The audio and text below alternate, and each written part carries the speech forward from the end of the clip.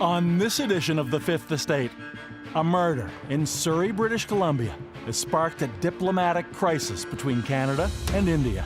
Any involvement of a foreign government in the killing of a Canadian citizen on Canadian soil is an unacceptable violation of our sovereignty. The brazen killing on Father's Day of a man outside his place of worship would reveal a story many might not know is happening in Canada, an independence movement to create a country on the other side of the world. That's the reason they killed Nijjar. That's the reason they wanted to kill me. We gain exclusive access to the front lines of that movement. With eyewitnesses and surveillance video, we piece together a plot that has to be seen to be believed. We were warned of the imminent threat of assassination to us. I'm Bob McEwen. This is The Fifth Estate.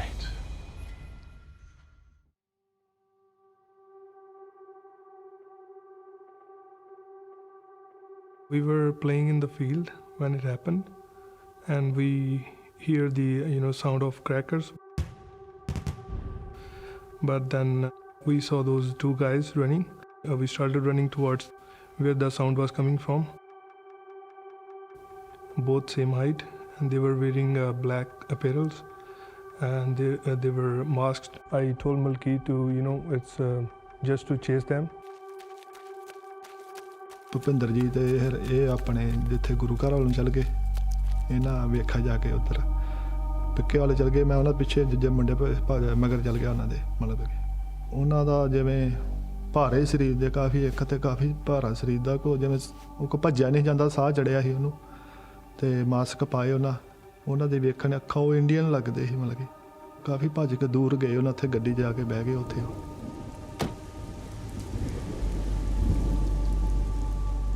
I tried to press his chest and try to shake and to see if he was breathing, but he was totally unconscious. He was not breathing. Police in British Columbia say the man killed outside a Sikh temple Sunday night appears to have been targeted. They've identified the shooting victim as the temple's president, Hardeep Singh Nijjar.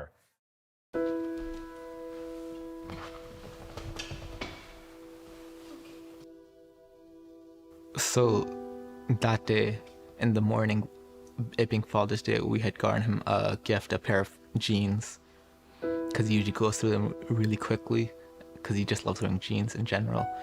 And we had gotten him his regular size. He joked that, you got me a size too big. And I joked that, we'll see. And he said, don't worry, within like a week or two, you're gonna have to go exchange these jeans and get me a size smaller. And I said, if you do that, I'll buy you 5 more. That's how I went about in the morning. And then later at 8:20-ish, 8:20 p.m., he called again saying that I'll be leaving in 5-10 minutes. And then my mom informed him that, we'd made samia for him, that, he got more excited. He's like, I'm coming right now, that samia is one of his favorite desserts to eat. And obviously, just 7 minutes after that, the incident happened. How did you learn it?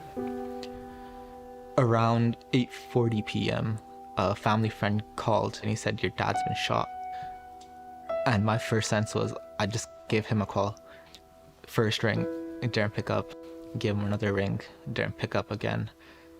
And then at that moment, I just grabbed my jacket, And my mom and brother, they said we're coming too. And then from there, we just rushed to the Gurdwara. I just started searching his name on social media, on Google, to kind of maybe get an update on what happened. There were a few Indian media posts saying Hardeep Nijjar's been killed. So my mom was basically asking me, well, maybe if there's something on social media. I just told her that, once we get there, let's see what happened. So you didn't tell her you saw the news that he had died? No, I didn't tell her. Once we got there, it was probably 9 p.m. by then. And I just ran as fast as I could. And my main focus was just getting there. I couldn't think of anything else. I was like, I just want to see him. And I could see his pickup. And right away, I just knew that he had passed. And I made a small prayer in my head. I asked God to give me courage to pass the news to the rest of my family.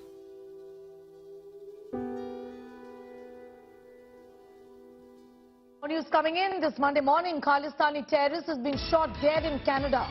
K-Army terrorist Hardeep Nijjar has been killed. The word Khalistani means someone who supports the creation of an independent Sikh country called Khalistan. India considers the Khalistan movement a security threat. Hardeep Singh Nijjar worked tirelessly from Surrey to accomplish that. For most Canadians, it may come as a shock to learn there's an active independence movement in Canada for another country on the other side of the world. For Canadian Sikhs and Hindus, it is in some ways the legacy of the partition of India by the British in 1947. Then the largest chunk of land became the Republic of India. The smaller part became the Islamic Republic of Pakistan. Despite having ruled Punjab for over half a century before colonization, the Sikhs got left out by the British.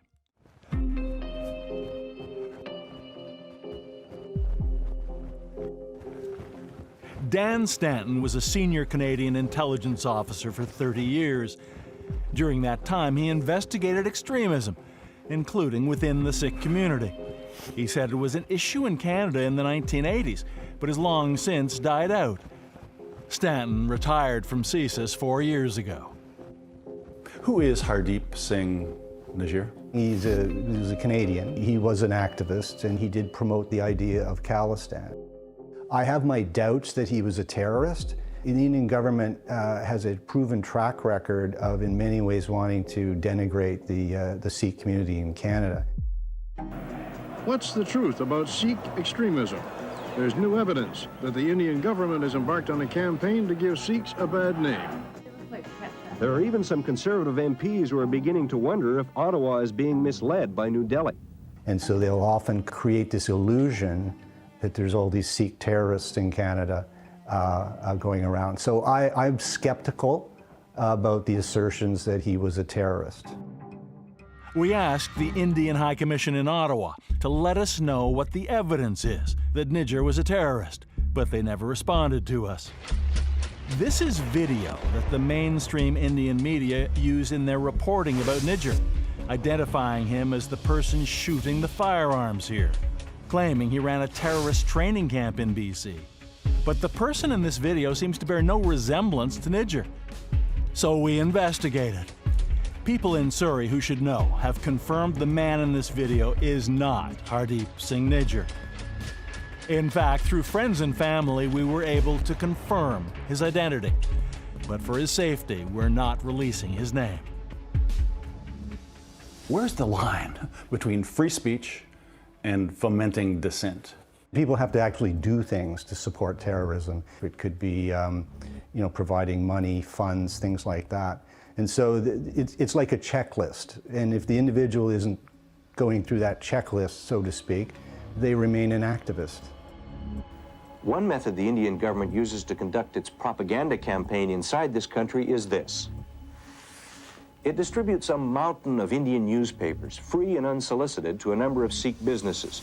Then there are other government publications like this one, which states that Sikhs in Vancouver are receiving combat training at the YMCA. That's something that came as a complete surprise to the Y.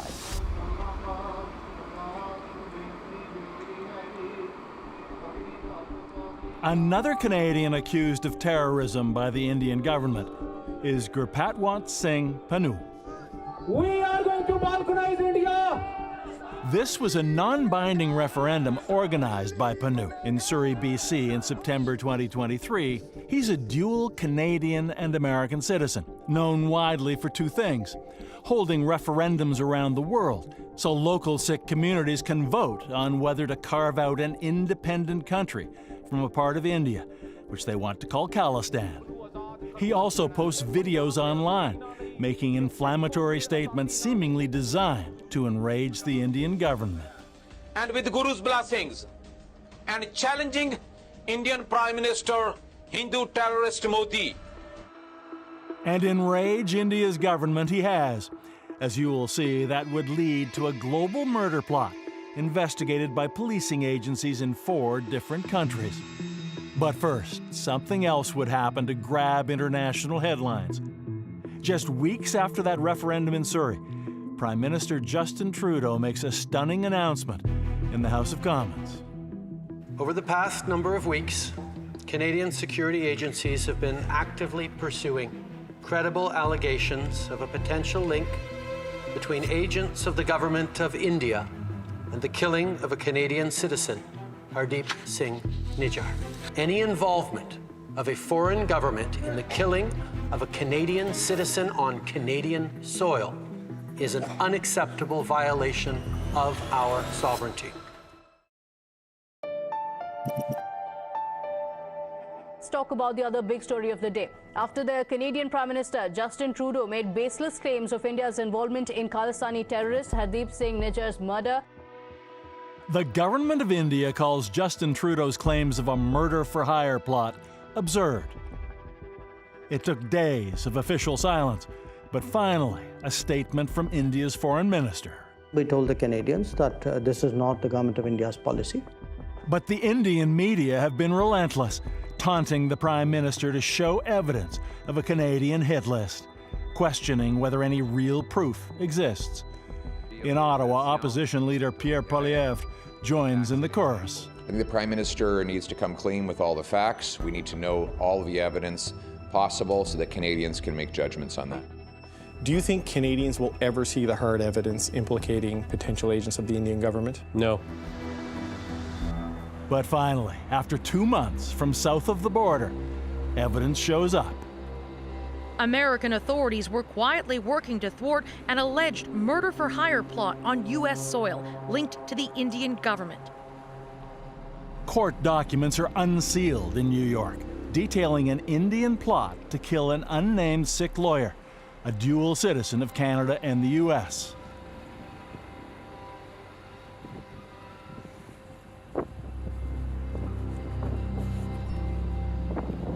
The plot begins in India, when an Indian intelligence officer recruits a narcotics and weapons trafficker who's facing multiple criminal charges in India. His name, Nikhil Gupta. In recorded conversations, the intelligence officer suggests a deal. If Gupta arranges a murder in New York, the charges against him in India will be dropped. Nikhil Gupta allegedly agrees to broker the killing. So the intelligence officer introduces Nikhil Gupta to a middleman in New York who will arrange the hit. Unknown to the plotters in New Delhi, that man is a double agent who's also working for the U.S. and will reveal all of this to the Americans. Indian intelligence agrees to pay the hitman an advance of $15,000 in cash, payment to be made in a car in New York. From India, Nikhil Gupta contacts the hitman to tell him it's time to carry out the murder. But there's a catch, he says. There should be no killing during the upcoming U.S. visit of Indian Prime Minister Narendra Modi.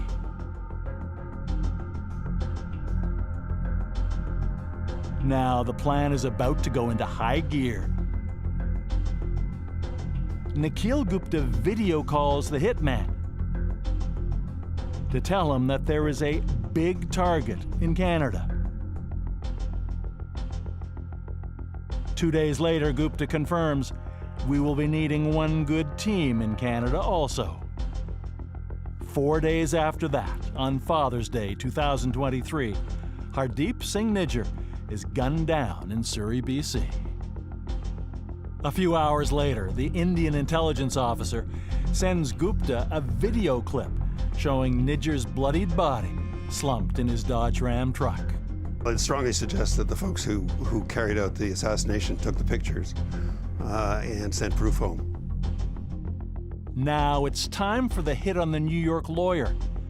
Nikhil Gupta relays the message to the hitman that the killing must be done quickly because there are 3 others in Canada they need to eliminate before the end of the month. But 10 days later, at the request of the U.S. government, Nikhil Gupta is arrested in the Czech Republic, charged with conspiring to murder the unnamed lawyer in New York. Gupta is currently awaiting extradition. The name of the intended victim in New York is not included in the unsealed indictment. But we now know it was Gurpatwant Singh Pannu, a man with a bounty on his head. Though he gives interviews over the phone and on video calls from time to time, he rarely meets with journalists in person.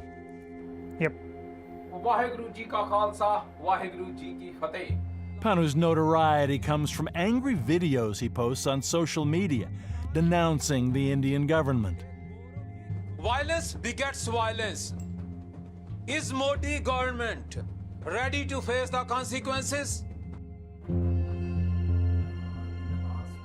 And what we learned during our visit is that the way Pannu speaks online and in public is quite different from how he speaks in private. Pannu is also a close friend of Hardeep Singh Nijjar. Where did you first meet?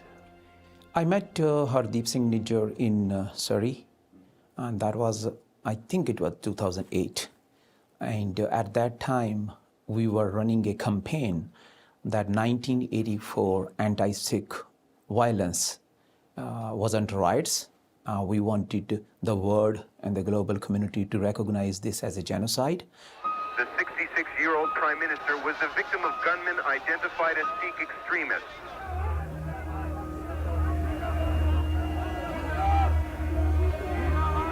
In 1984, Indian Prime Minister Indira Gandhi was killed by 2 Sikh bodyguards, retribution for an attack on the Sikh holy site called the Golden Temple.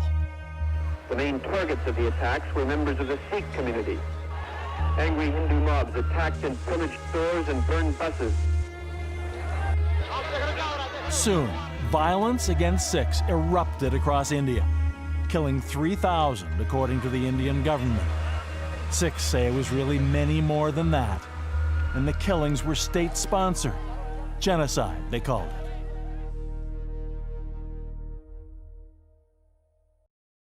I was able to get the information under the Right to Information Act from the Indian Parliament. And what I saw was that over 37,000 families were compensated for their immediate family members being dead, injured. And if we have 37,000 families, there is no way in the world only 3,000 people were killed.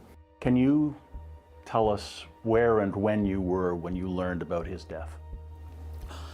You know, that is something. A day before this happened, that was Saturday, June 17th.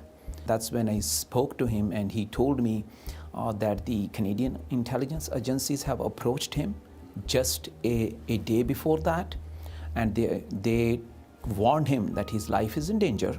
He sounded like very, very concerned. And then next day, June 18th, one of the individuals who we have been working with, he called one of our main coordinators that Pannu is not picking up the phone, just tell him that Hardeep Singh Nijjar has been shot and he's been killed right there.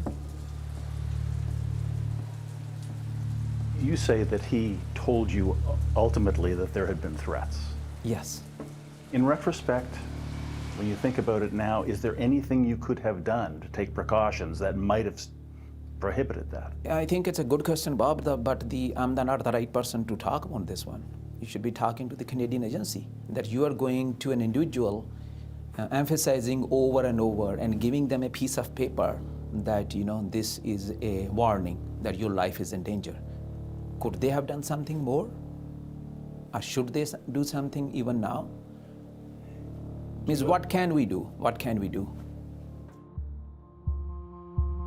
Gurpatwant Singh Pannu says he has no doubt Indian Prime Minister Narendra Modi ordered the killing in Canada of Hardeep Singh Nijjar. And because of that, he says, the culpability of others should be obvious. This would be a surprise to me if the Indian High Commissioner sitting in Canada doesn't know that who has been hired and this is going to be hit? It's impossible. The media in India have often broadcast names of those labeled as terrorists by the Indian government, or who may have had a price put on their heads.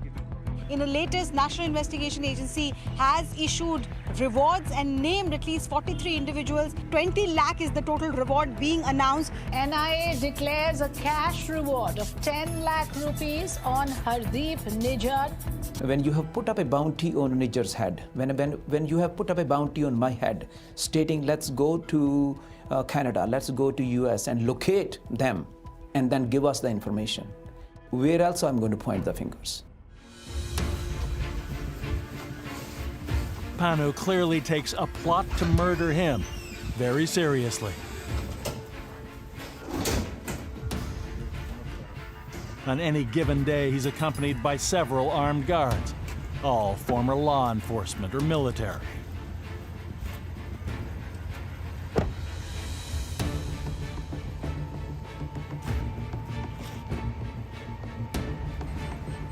Before Panu enters his house, which is in a gated community, his guards go in first and search it room to room. Do you believe the government of India truly believes that when you make your appearances at temples across Canada or across North America or around the world, that you constitute a national security threat to India? That is the disconnect between the Indian democracy and the Western democracy. We follow the international laws and we campaign that let the Sikh people, the indigenous people of Punjab, give them a chance to vote. That's the reason they killed Nijjar. That's the reason they wanted to kill me, to stop a peaceful democratic process of Khalistan referendum. Panu says he doesn't like to speak about the plot to kill him, that it distracts from his cause. Cheers. But he is also skeptical about how far American and Canadian leaders are really willing to go against India. Making deals. While a US court and Department of Justice is saying and indicting an individual who was acting on behalf of the Indian agencies to have a plot and to kill me. And luckily, with Guru's blessings, I'm sitting with you today talking just because Indian agents picked up the wrong shooter. And in Nijjar's case, unfortunately, they picked up the right shooter. It's a cause Panu says he's willing to die for, but he also says he wants to live long enough to achieve his ultimate goal, an independent Sikh homeland, to be known as Khalistan. During the production of this documentary, we had unrestricted access to Gurpatwant Singh Panu at the gym, his home, and traveling from location to location. The only condition was that we not disclose our movements or his security details to anyone else. Panu has now held several non-binding referendums in Canada for Sikhs to vote on whether they want that independent Sikh country to be created. But on this day, he's heading to San Francisco to hold a referendum for American Sikhs for the first time. For now, two questions still linger. Will American Sikhs turn out to support him in the same large numbers that Canadian Sikhs did? And what will happen to him and the other targets of those murder-for-hire plots on Canadian and US soil?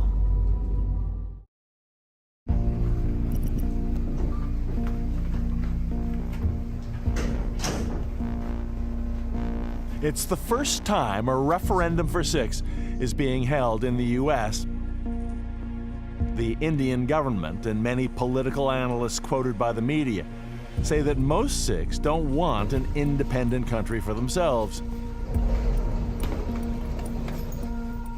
But the Sikh community is not as concentrated in San Francisco as it is in Surrey, British Columbia. Here we find Gurmeet Singh Toor. He sits on the executive committee of the Gurdwara, where Hardeep Singh Nijjar was the president. He says he too was given a warning by the RCMP in August that his life was in danger.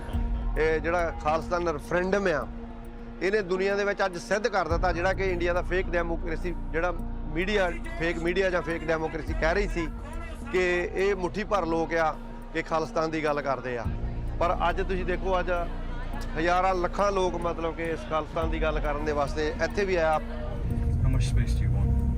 Shoulder to shoulder cover because that's where I'm not paying any attention. This is it, the moment Gurpatwant Singh Pannu has been waiting for and planning for years.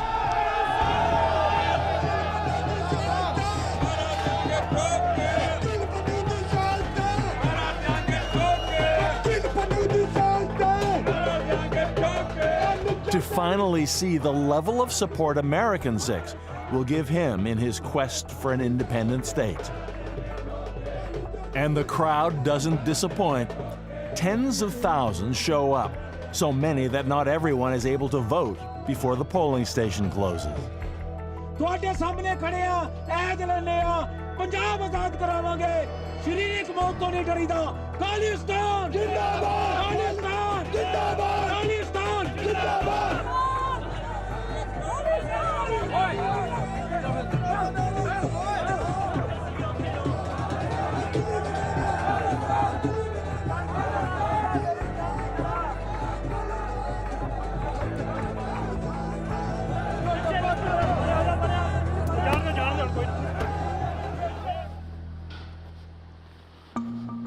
Surrey, BC is known as Little India. A third of its population are Canadians of Indian origin. And it was here in Surrey that Hardeep Singh Nijjar lived with his wife, 2 sons, and elderly parents. He ran a successful plumbing business, his truck still a familiar sight around Surrey. And according to the unsealed U.S. murder indictment, he was one of the top targets on the Indian government's Canadian hit list. So who were the 3 other unnamed targets described as being of greater value to India than Nijjar in that unsealed indictment? There may be clues in the murder of another Sikh killed in Canada the year before, 2022. Rapudaman Singh Malik, a man acquitted in the 1985 Air India bombings, was shot dead yesterday in what police believe was a targeted killing. Maninder Singh is spokesperson for the BC Gurdwaras Council. He knows the Malik family well. I think there is definitely within the community more of an inclination towards that this also was the hand of the Indian government through their intelligence operatives. We understand this is a high-profile international story. However, we urge not to speculate as to the motive, as our homicide investigators will be following the evidence. 2 weeks after Malik's death, police announced they had charged 2 men who've pleaded not guilty. Trial is set for October. Malik's family declined to be interviewed about the murder. Malik's eldest son, Jaspreet. I have in the past been critical of certain members of the RCMP in the way they handle the Air India investigation. But that's not who's doing this investigation. The people doing this investigation, I have full faith, they're properly trained, they know what they're doing, they'll find whoever did this. Air India Flight 182 from Vancouver to London was blown up over the Atlantic Ocean on June 23, 1985. Jaspreet Malik's father was one of 2 men tried and acquitted in that bombing. And consider this. The Fifth Estate obtained access to Malik's WhatsApp account from the night before he was killed. It shows 3 calls from an iPhone with an Indian telephone number, one belonging to a former consular officer at the Indian consulate in Vancouver. A copy of Malik's personal journal shows he had a meeting scheduled at 10 a.m. the next morning with someone with the same first name as that former consular officer. However, at 9:30, half an hour before the scheduled meeting, Malik was shot to death in the parking lot of his family business. The Indian High Commission in Ottawa declined to speak with us. But Malik's death isn't the only thing that's triggered fear India is targeting Canadian Sikhs. During our investigation, we met with 5 different men from Surrey who told us that they had been served with what's called a duty to warn notice by the RCMP. This is an excerpt of an audio recording provided to us from one of those meetings. At the core of the threat against his life, and if he understands it, because he seems to be very calm for someone that's just learned that there's, people or someone would not able to provide all the details, but that would want to harm him. Duty to warn is police terminology for the urgency to inform an individual that they're likely targeted for death. Specifics of how the RCMP learns about this kind of threat have not been revealed. Balraj is Hardeep Singh Nijjar's eldest son. In late July of 2022, the RCMP visited the house. There were about 4 or 5 officers. They came to give us a duty to warn, which is telling us that there was an imminent threat against my dad's life, that he should be very careful. We were asking questions like, oh, do you know who this threat came from? But the RCMP and Inside Division were very reluctant to answer those questions, saying we can't disclose that information. I guess the question in the back of my mind is, have there been others, and will there be others? It sounds like they intended for there to be others. If you read, no, there may already have been. Who knows exactly? Because there are a number of Sikh killings of Sikhs in Canada which have gone unsolved. That includes questions being raised about Malik's murder. The details of how he was killed are similar to how Hardeep Singh Nijjar died a year later. Both men were ambushed in their vehicles. In both cases, there were 2 alleged shooters. Which brings us to this question. Who were the other 3 unnamed Canadian targets mentioned in that U.S. indictment?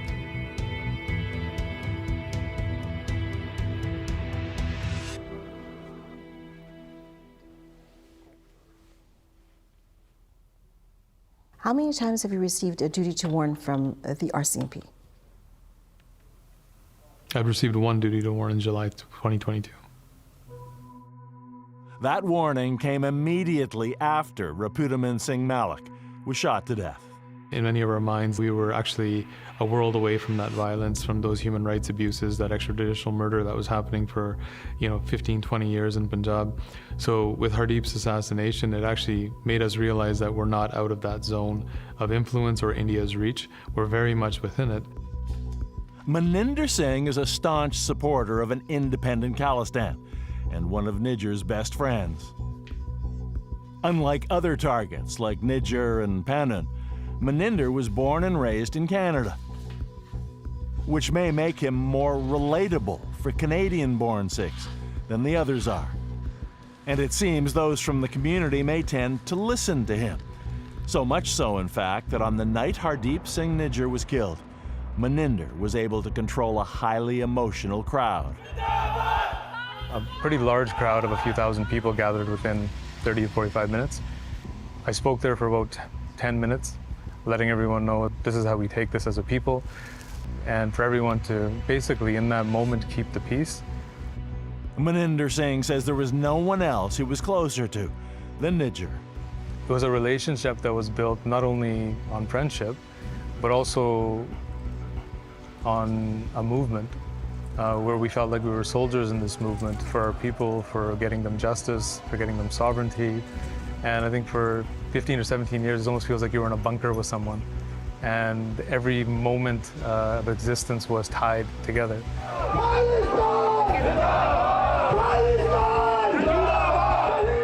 He knows their deep friendship, steadfast support for Khalistan, and the constant speaking out against India must be thorns in the side for a Hindu nationalist prime minister like Narendra Modi. Coming up, what can be seen in security footage from the night Hardeep Singh Nijjar was murdered? A chilling minute-by-minute look at a political assassination. So my dad, he was kind of like a superhero to me, just growing up. It was other people kind of have role models being like athletes or singers. For me, he was my role model. But this period of time is sort of hard for me to understand on how to approach life. I'm trying to cope with this passing and find my place maybe in the community. And on the other hand, there's this communal expectation that you need to step forward for your dad now, that, you know, his work, what he has done, his seat is now yours to take, that this is your path to walk now. But I'm sort of hesitant in a sense right now that I've seen him do it for so long that I just can't imagine myself being him. There'll be a lot of people trying to take advantage of us, trying to use us politically for their own advancement. And it's kind of difficult to understand if someone's acting as dad's friend or if they want to just use it for their betterment. Now 22, Balraj Nijjar has followed a very different path from that of his father. Admitted to the University of Toronto's medical school, among the toughest in the country, he wants to practice medicine in rural Canada, where there's a shortage of physicians. I was supposed to start in September, but obviously following his passing and just reading the situation, I had to postpone the admission. Balraj, his mother, and younger brother have told us that going forward, they've decided to stay out of the public eye.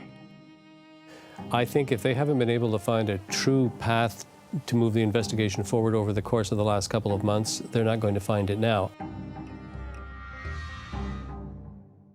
However, based on eyewitness accounts and security video, we were able to piece together what happened the night Hardeep Singh Nijjar was killed. It is a unique step-by-step record of the alleged political assassination of a Canadian in Canada. It is Father's Day 2023, just before sundown. Hardeep Singh Nijjar walks out of the Surrey Sikh temple, called the Gurdwara. This is the last known footage of him alive. Walking behind is Gurmeet Singh Toor, who we met in Surrey, and who says he also was warned by the RCMP that his life is in danger. Soon, Nijjar's truck is seen pulling out of its parking spot, driving down the laneway that leads out of the lot. Then a white sedan appears on the other side of the lane. When Nijjar's truck speeds up, the sedan does too. The white car suddenly pulls ahead of the truck and comes to a stop in front, blocking Nijjar, who seems trapped in his pickup. Suddenly, two men in hoodies appear near the exit and run towards Nijjar. They point firearms at the driver's seat, and they begin to shoot. Then the white sedan exits the parking lot and disappears from view. The two men in hoodies follow, running in the same direction. Gurdwara member Malkeet Singh, who was nearby, told us he saw the two men in hoodies get into a silver Toyota Camry. This is security camera footage of that vehicle. ਐਂ ਲੱਗੇ ਇੱਕ ਗੱਡੀ ਉੱਥੇ ਐਡੀ ਜਾਂ ਘੁੰਮ ਕੇ ਆਉਂਦੀ ਆ ਉਹਦੇ ਵਿੱਚ ਤਿੰਨ ਜਾਣੇ ਹੋਰ ਬੈਠੇ ਸੀ ਉਹਦੇ ਵਿੱਚ ਗੱਡੀ ਦੇ ਕਿ ਜਿਹੜਾ ਕਾਫੀ ਮੋਟਾ ਹੈ ਨਾ ਉਹ ਗੱਡੀ 'ਚ ਇਹਦਾ ਮੈਂ ਲੱਗਾ ਰਾਈਟ ਸਾਈਡ ਦੂਜਾ ਆਪਾਂ ਗਨ ਫਾਇਰ ਕੀਤਾ ਹੋਵੇ ਜਾਂ ਉਹਨਾਂ ਮੈਗਜ਼ੀਨ ਕੱਢਿਆ ਹੁੰਦਾ ਉਹ 'ਚ ਸਮੈਲ ਆਉਂਦੀ ਆ ਬਹੁਤ ਧੂੰਏਂ ਦੀ ਜਾਂ ਕਿੱਦਾਂ ਉਹ ਸਮੈਲ ਸਾਨੂੰ ਬਹੁਤ ਆਈ ਉੱਥੇ. With at least 6 men and 2 vehicles, it seems clear that Hardeep Singh Nijjar's murder was a large, well-organized operation. This is the actual security camera footage from that day. It is somewhat difficult to see because it's taken at a distance, so I've slowed it down. This is Nijjar's truck on the right of the screen, and this is the white sedan on the left.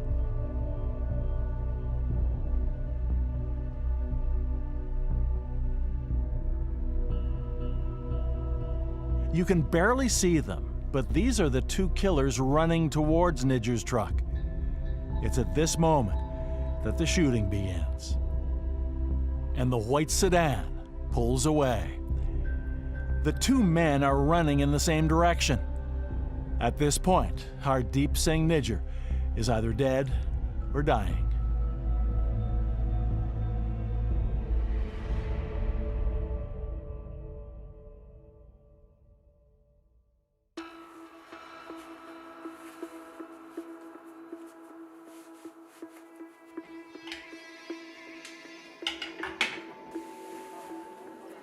Thank you, Chair, and good morning, members of the committee. The public hearing into foreign political interference in Canada is now underway, examining which countries may be trying to interfere with and influence the outcome of elections in Canada. Initially, it had only looked at China and Russia. It now will also look at Indian interference. Dan Stanton, former Chief of Counterterrorism for the Canadian Security Service CSIS, is among the experts called to testify. Looking back on your years with CSIS, can you estimate how much of your time then would have been consumed by issues that we would now consider to be foreign interference? At least 50% of it is what today would be seen as foreign interference. Right. How was it seen then? Well, back then, it was more state-on-state espionage, and foreign interference was more targeting diaspora communities. There wasn't what we understand is the case where some of these states have actually targeted our electoral processes and targeted members of parliament and things like that. So the threat has kind of evolved and become more sophisticated. And then later, at certain times in my career, the issue of Indian foreign interference would pop up because it had been kind of a consistent threat, but not to the point that it appears to be now. That might seem an understatement. Journalist Sam Cooper reported that Indian agents appeared to have interfered in the federal Conservative Party's leadership race in 2022. A CSIS intelligence assessment stated that Indian agents purchased party memberships for one candidate in order to undermine the candidacy of another, specifically Brampton Mayor Patrick Brown.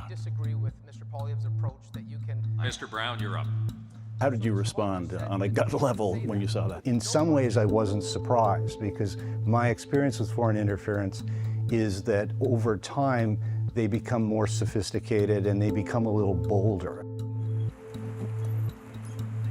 But Sikh separatist Gurpatwant Singh Panun refuses to give up. Later this month, on March 31st, he will hold a second referendum in the U.S., in Sacramento, California. He says one way or the other, it will be the next step in the creation of an independent country for the Sikhs, carved out of India, which they will call the Republic of Khalistan. India will never agree to giving up Punjab. To what end do you hold these referendums? India should basically learn from the history of the British rulers. Whoever used to say that their ruler's sun never sets, but one day it did. You mark my word, between 11 years to 21 years we'll be free.